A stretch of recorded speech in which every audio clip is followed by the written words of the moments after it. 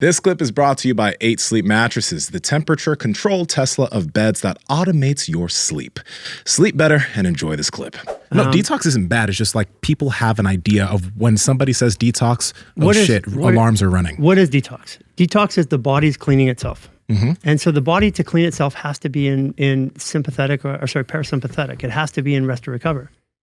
So when we're in stress all the time, the body it's like, there's a saying that the dog in the heat of the hunt never feels the fleas on its back, and so the idea is that when we're unstressed and we're moving and we're taught to move in this life and be detailed and move day to day, get everything done, we don't have time to heal. So when the body gets a chance to heal, it goes, oh, finally, it's been 23 years. Now I'm going to get rid of all this shit I've been waiting for. And it goes, boom, it loads it on.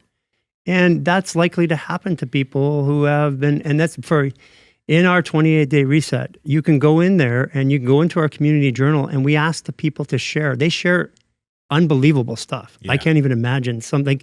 I'm like, holy crap, I can't believe they actually wrote that.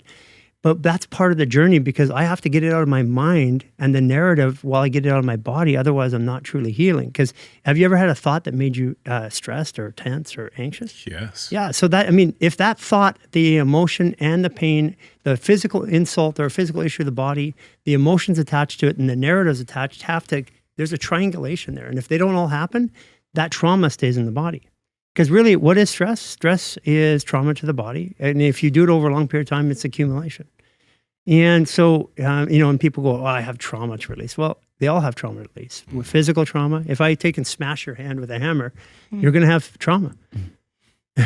Why did he do that? I didn't deserve that. I can't do this in my life. And so there's all these narratives that reinforce the trauma. And you're going to hear this word come up a lot now. Everybody's looking for trauma resets. And the reason why they're using this word and it's coming up, and that's why a lot of people are coming to us, especially women. It's because the trauma is just a buildup of stress or incidents over time, which when I'm in a stress state, I take a situation that I could work through really easily in an open state. And if I'm in that stress state, I can carry that belief system for 20 years and it becomes a habit. So then when I take my body out of stress long enough, it goes, oh, I got to get rid of this. I got to get rid of that. And it starts letting it go bit by bit.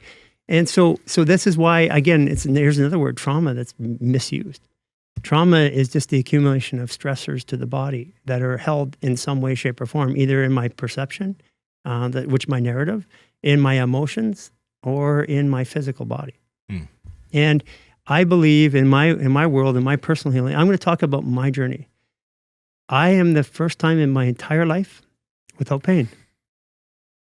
And what I mean to that is when I say pain, sorry guys, it's a little emotional. Yeah, you've been in pain for a long time. Yeah, I have been. And it feels good. It's a long battle. Yeah, it feels good to be out. And when I say pain, it wasn't just a little pain. It was a 7, 8, 9 pain. And when you have that pain for 10 years, my 7 was like most people's 20. And I'm not unique to that. Everybody who's in chronic pain.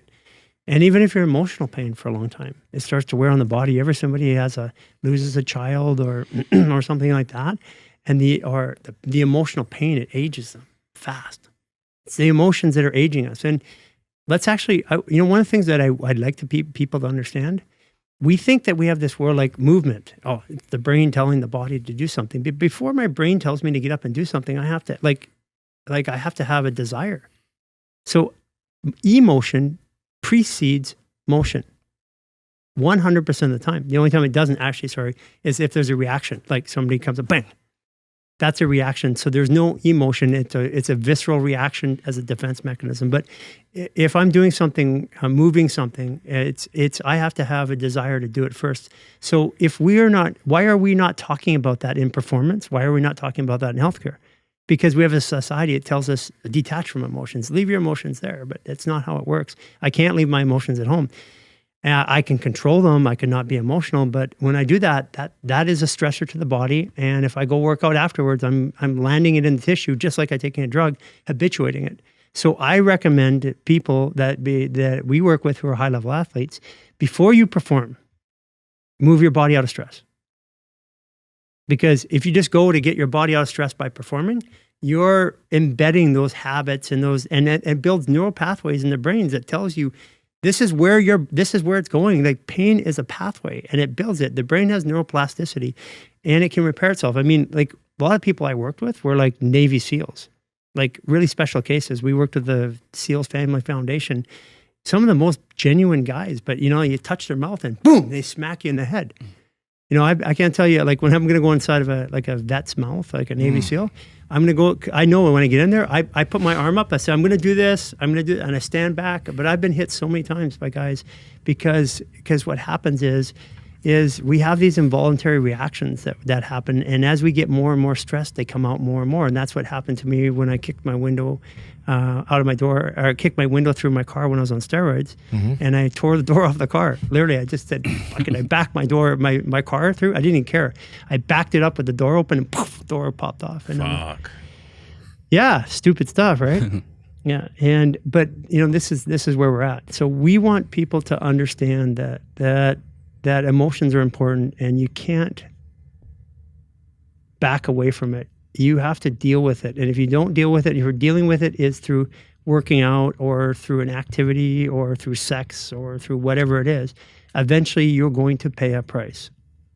That's it. And I'm at the, like my father never wanted me to get a motorcycle because he was a paramedic when he was young.